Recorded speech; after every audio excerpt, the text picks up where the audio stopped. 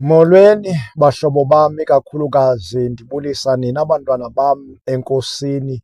Bendingayiqondi intobana ndinoxanduva loba ndishumayele apha online njengoba ndaqalayo futhi nani nazuzeka ngolo hlobo. Empilweni yam ndiye ndaqonda intobana ake ndithathe ibhreyikhi ngoba kuye kwaba bhizi kakhulu.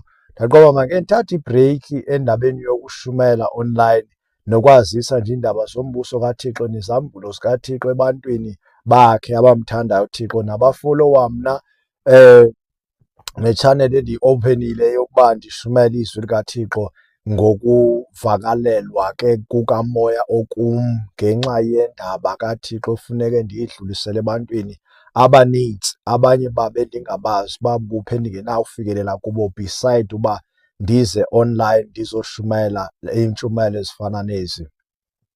So ke namhlanje ndifike into yobana mandizothetha nani ngencwadi kaYobhu, eyona mongo okanye itopiki sikuyo, the true friends. Abona bahlobo bokwenyaniso, abona bahlobo throughout the Bible ababonakala uba ngenene bangabahlobo futhi abanqwenelekayo nabafunekayo, funeke sizame uba sibe nabo abahlobo abafana naba. Ngaba bahlobo abathathu bakaYobhi, ngenxa yento yobana xa siqala siva incwadi kaYobhi okanye sifunda nje ibali likaYobhi lonke kule ncwadi kaYobhi, kunento eyenzekayo engafundiswa. I don't think buyafundiswa nofundiswa futhi e-Bible school, because into eyenzekayo siyifunda le ncwadi with judgment on our side.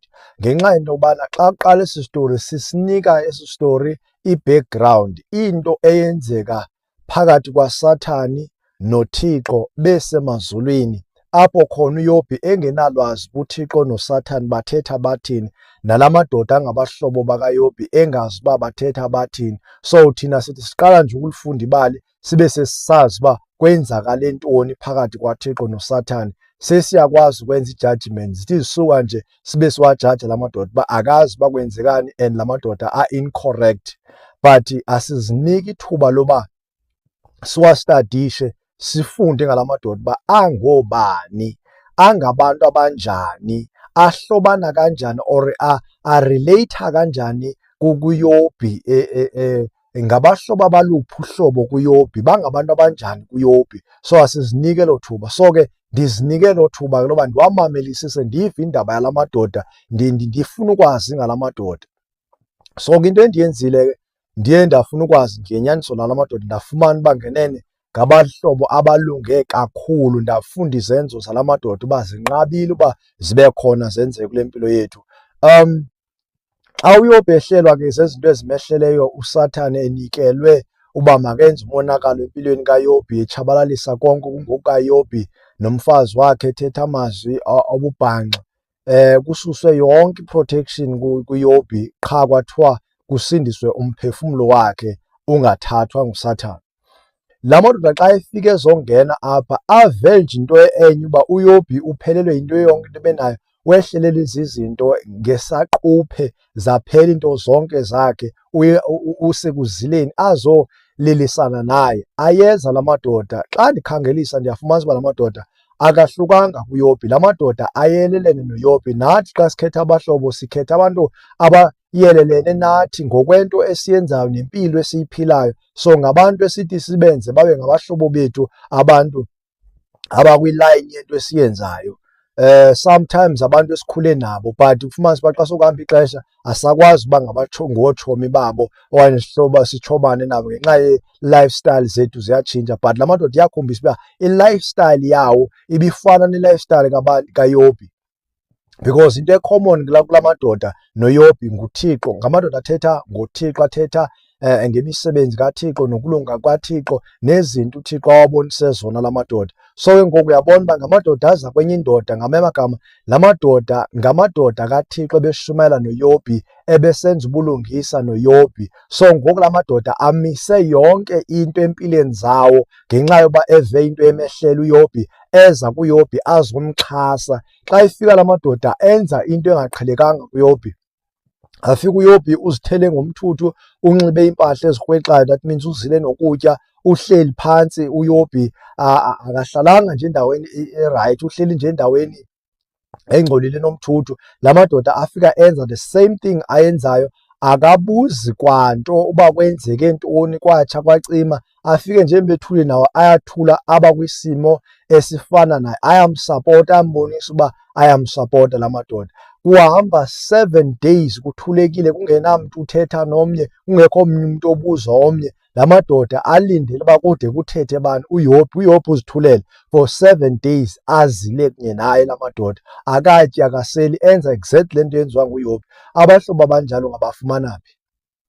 Ungabafumana phi abahlobo abazimisela ukuthi kwimeko yakho bafuna uku-understanda, bafuna ukungena nawe, bakukhombise uba sinawe kule meko ubusuku nemini. La madoda ayinoYobi, emkhombisa uba anayo uYobi, yinto engaqhelekanga le, yinto engafane yenzeke. Esi story sibaluleke kakhulu, isitory sikaYobi, but sibheke icala elinye, asilibheki eli cala labangani bakhe. And xa silibheka icala labangani bakhe, silibheka silijaja kangokuba abantu abaninzi abayazi into ethethwe ngabangani bakaYobi, abanawucacisa banzi ngabangani bakaYobi.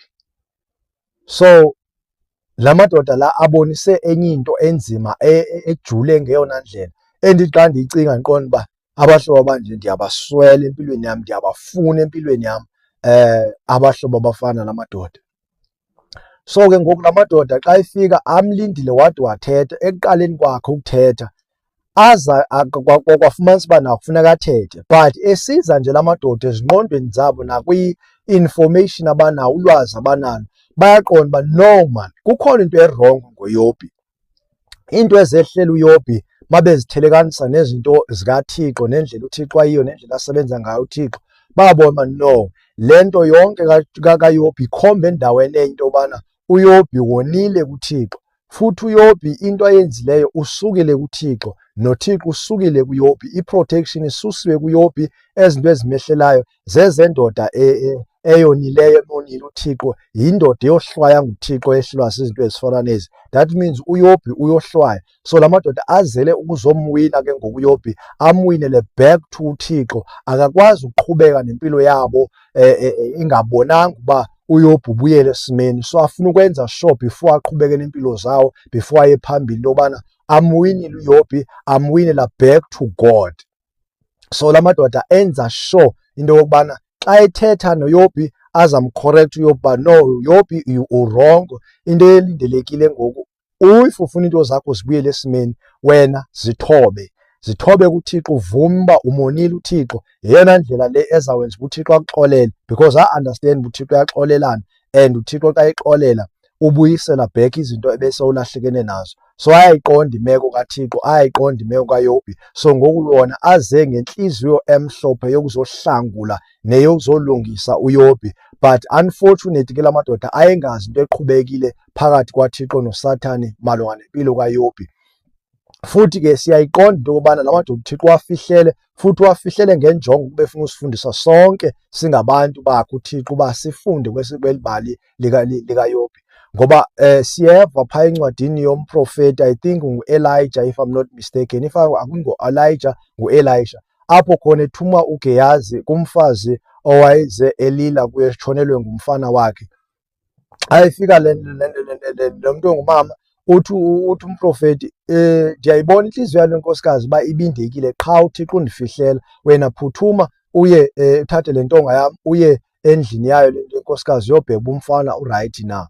So just nje ukukhombisa uba uThixo sometimes uthi ungumsebenzi wakhe, ungumprofeti wakhe, uyazi nendlela uThixo asebenza ngayo, ezinye izinto akufihlela uThixo ngokwenjongo yakhe necebo lakhe uThixo. So nala madoda wayewafihlele ngamabomu uThixo uba angawacaciseli uba empilweni kaYobi eyona nto eyenzakalayo yintoni. So ke ngoku ke la madoda aya ngecriteria ngelizwi likaThixo nokumazi kwawo uThixo. Yabona into azicacisayo la madoda nazithethayo zizinto ezideep ngoThixo, zizinto ezinzulu ngoThixo. Xa ufuna ukumazi uThixo, mamelisa la madoda uba athini ngoThixo, because la madoda ayam-accuser ewe uYobi, but ekum-accuseni kwawo aveza a deep secrets zikaThixo, izinto ezinzulu ngoThixo, ubuThixo bakhe, nezinto azenza, ne-operation asebenza ngayo uThixo, nezinto abazicacisayo ezingamaphupha awo la madoda, amaphupha abawabonile, imibono abayibonile ukuhanjelwa i-heavenly visitation ababenazo bebona izinto zikaThixo engakangoba anendawo athi ezi zinto sizisetshile sazifumana zinjalo ziqonde ezi zinto uziqondele for wena mzalwane, wena mntu ofundayo ke sendiyatsho mna nditsho kuwe mntakaThixo, wena mntwana wenkosi, into yoba zikhona ezinye izinto ofuneka uzifundele wena kule ncwadi, ungawajaji la madoda because awajaji la madoda awuzuyiva into ayithethayo. Ewe yona uYobhi wayerayithi naye ecaleni lakhe uYobhi loba ahlale entweni yoba andimonanga uThixo because akho sono ndisenzile phambi kwaThixo, ubumsulwa bam ndibugcinile, yonke le nto andim-atyhuzi uThixo uba kukhona into erong ayenzile uThixo, wenze uthanda kwakhe apha. Eze ecacisa uba uYobhi wasekhulile ekumazini uThixo, usithi asilindelanga nto ezintle zodwa kuThixo, nezimbi kufanele uba sizilindele. Ethetha nomfazi wakhe ke apho uYobhi, kukho indawo apho uYobhi esithi le ndawo kanye kanye bendikade ndiyoyika, le nto bendikade ndiyisaba yeyona nto ngoku indehleleyo. Uthi andisekho bumnandini, andisekho bululeni ngoku, into inzima, ingxaki iyaqhubeka empilweni yam, ziyaqhubeka empilweni yam, ziyenzeka iingxaki ezinzima ebendizoyika, ebendikade ndicinga ndisebenzela uba zingezi empilweni yam, but ngoku sezifikile. Le ndoda ke nguYobhi, beside la madoda sendiwafundile, la madoda sendiyiqaphele into la madoda uba la madoda ayengabashumayeli. These were men of God coming to another man of God to support him, to win him back to his righteous stand, to uThixo, to umbuso kaThixo. La madoda enza konke okusemandleni uba namadoda amwine, ayezele loo nto uba azomwina back, ambuyisele endleleni abe nayo. Akekho amadoda afana la, amadoda ahambe noYobhi kwisimo sakhe uYobhi sonke, njengoba eyasukela kosuku ava ngayo enza iplani woba mahlangane makaye kuye uYobhi, afika ahlala naye, ahamba naye isimo sonke saze saguquka isimo sikaYobhi ehleli naye la madoda. So ke la madoda esebenzisa ilizwi likaThixo, esebenzisa icriteria kaThixo, esebenzisa amava anawo ngoThixo. So la madoda andiwablame, la madoda ayengamadoda kaThixo, ayengamadoda amsulwa phambi kwaThixo, nethi nje aba kwimisteyikhi yento yobana am-atyhuze uThixo ewafihlele. So ke it was possible uba enze loo nto because ayenza into yayilindelekile uba makayenze la madoda ukumsapota uYobhi, abe noYobhi, and emveni kwaloo nto wawo wokuba noYobhi afumana umvuzo la madoda. But mandize kuYobhi, uYobhi beyindoda ebeyinezinto zonke uThixo eyisikelele, beyimsebenzela kakuhle uThixo, beyisenza zonke izinto ezimkholisayo kangoba uThixo ebede proud ngale ndoda. Wazi wa-proud uThixo naphambi kwaSathane. USathane wenza ke ngoku into yobana afune into yokubana kube kubi phakathi kwaYobhi kunabani noThixo. So le ndoda esiyiqaphelayo kuYobhi uba yayingasifuni isono totally. Le ndoda yayilwa nesono, yayenza sure into yobana iyasibaleka isono, iba kude nesono. Kangoba abantwana bayo xa bethe bahamba phambi kobuso bayo besiya kuyozenzela amatheko apho bezawonwaba khona nabanye abantu ingekho, nabantu futhi yona le ndoda enguYobhi engabazi, yaqonda entliziyweni yayo, yayiwarisheka entliziyweni yayo, iqonda uba xa bebuya funeka ndenze sure uba ndiyabahlambulula, ndenza uxolelaniso phakathi kwabo labantwana noThixo, ngoba kungenzeka uba apho bebekhona bayethe ekonwabeni kwabo bamqalekisa uThixo, bamthuka uThixo, or bamgxeka uThixo ndaweni zithile, bangathethi okuhle, bangathethi praise and worship kuThixo. So xa bebuya funeka ndibafike ndibathini, ndibahlambulule, ndibaxolelanise noThixo, ndibe ngumpristi wabo, ndibayele kuThixo uba ndiyobacelela uxolo kuThixo uba baze baxolelwe, ngenxa yoba yayiqonda umonakalo wesono into yobana elifweni labo xa ungangeni isono soze babe nabo ubutyebi, bawuluza ubutyebi uyise abagcinele bona akanabo. Le ndoda ibisenza so ukuba yenza xa bebuya imihlatyelo ebeyiyenza yoxolo neyesono, ibahlambulule, ibeyigcina kanjalo uba kungabikho sono endlini yaso, kungabikho sono kuye, nempahla yakhe nayo yonke into yakhe ibikhuseleka ngolo hlobo uba beyihlala laa ndoda ifuna uzifumana ekwi-good right standing noThixo. Nabanye abantu ibenzela izinto ezintle, bonke abantu abangoomakhelwane ebaziyo nengabaziyo ebeyifuna ukwenza nje into ezintle because beyinako konke le ndoda. So ikhombisa loo nto uba le ndoda beyingasifuni isono. So that's why nangoku isho into yobana ayinasono phambi kwaThixo, akho sono esenzileyo. But ke ekuhambeni kwaso story siya ekupheleni Siyafumanisa into yokubana uThixo ke ngoku emveni uba ethethile wonke la madoda ngokwe-order yawo, kuqala endala kulandele elandelayo kugqibele encinci, ayigcine ithe umthetho nesiko lakwaThixo nendlela yokuhlonipha ne-order. Then ke ngoku xa uThixo eqalisa uthetha based kuYobhi into yobana Yobhi ufuna ukuthetha nam, ufuna wena sithethe sobabini ukuze ufumaniseke into yobana awunasono kuyo yonke le nto. Into ozithethileyo ziyakugiba ke ngoku, ngoba ngoku into ozithethile malungana nam awunawuzilinganisa nam, awunakuzifanisa nam uba mna ndidalile ndazi zonke ezinye izinto wena ongazaziyo. Kulapho uYobhi ebona into yobana no, Thixo ndenze kakubi uba ndifuna ukuthetha nam ityala lam ndifuna ukulithetha kuwe noba bendingenasono, but loo ndawo ke ngoku indenza into yobana ndingabi msulwa phambi kobuso bakho. Axolise kuYobhi. Kuthiwe ke nguThixo la madoda la arongo ngoku atyhuza uYobhi uba wonile. uYobhi akawonanga because uYobhi ugcine ubungcwele bakhe, ugcine ubumsulwa bakhe, akonanga. But ngokumthethisa amazwi amaninzi, yiyo le nto ngoku egqibele yenza into yokubana badyobheke bebonke. Nawo la madoda ngoku adyobhekile, wasethi uThixo ke le ndoda ingaphezu kwenu nonke. Njeba ingaphezu kwenu nonke ke ngoku fanele niyikhothamele kuba ingumprofeti. Yiyo ke ngoku enizawuze siminikele kuyo uba le ndoda ize ithethe intsikelelo phezu kwenu, nisikeleleke, nixoleleke kwizinto benizenzile. Ngoba uThixo ebe-understand uba la madoda ebeze nge-good point, nge-good intentions, but ekuzeni kwawo, ekuthetheni kwawo kakhulu kwaba khona ukuphazama, kwaba khona nesono ngenxa yoba am-atyhuze angafanelanga uba am-atyhuze. So ke ngoku ke emveni kuba la madoda ephulaphule izwi likaThixo ezisa kuYobhi iminikelo wafanele uba makayizisile, axolelwe ahlanjululwa, intsikelelo yahlala kula madoda. Zanda iinto zikaYobhi, zanda iinto zala madoda. uThixo wabuyisela i-increase, wabuyisela yonke into, kwaba sisiphelo esihle sesitori. So ke ngomntasekhaya, nantsi into ofuna uyiqonde, nakuwe empilweni yakho isono asifuneki, yeyona nto ofana uba ulwe nayo.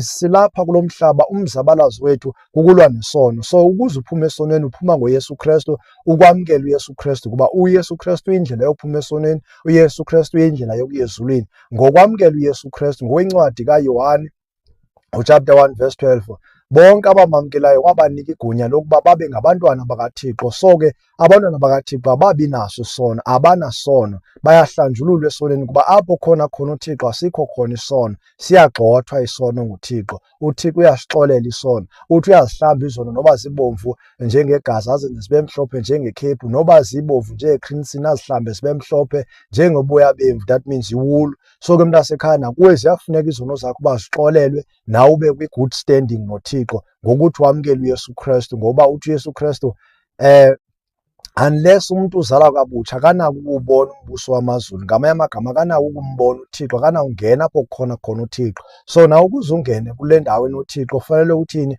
Funeka uvume uYesu Kristu uba makabe yinkosi nomsindisi, ukholwe ludaba lakho, ukholwe into yobana ungunyana kaThixo, weza emhlabeni, ekuzeni kwakhe emhlabeni wafika wafa emhlabeni, wayefela bonke abangaboni ukuze baxolele izono zakhe. Uthe esengcwatshiwe kusuku lwesithathu wavuka kwabafileyo. Njengoba sevukile kwabafileyo, wenyukela emazwini, wahlala endaweni eziphezulu. Yiloo nto indlela inguye, inenyaniso inguye, isonka sokuphila inguye, i-alpha unguye, yonke into oyifunayo ebomini inguye uKristu. Uma ufuna uYesu Kristu ufumana zonke ezinye izinto. Ungumbuso kaThixo uYesu Kristu. Loo nto esithi uYesu Kristu ufuna ntanci ukumkani bamazulu nokulunga kwakhe, zawuthi zonke ezinye izinto zengezelwe kuni. Ngawo ke xa ufuna uYesu Kristu ufuna uba kwengezwe izinto kuwe, njengoba zengezwe izinto zikaYobhi ezazithe zalahleka. Izinto awayenazo before zengezwa zaba ngaphezulu kunezi wayenazo ezamlahlekelayo xa sezengezwa nguThixo. Nawe uyafuna into zakho zengezwe walahlekana nazo. So uyamkela uYesu Kristu njengangoku, mthathe menze inkosi nomsindisi, ukuze kungene intsikelelo kuwe nakwindlu yakho, kube khona umoya oyingcwele, kube khona intsikelelo kaThixo ehlala ihleli unaphakade. uThixo makakubusise usathatha eso sigqibo sokuba usindiswe. Amen.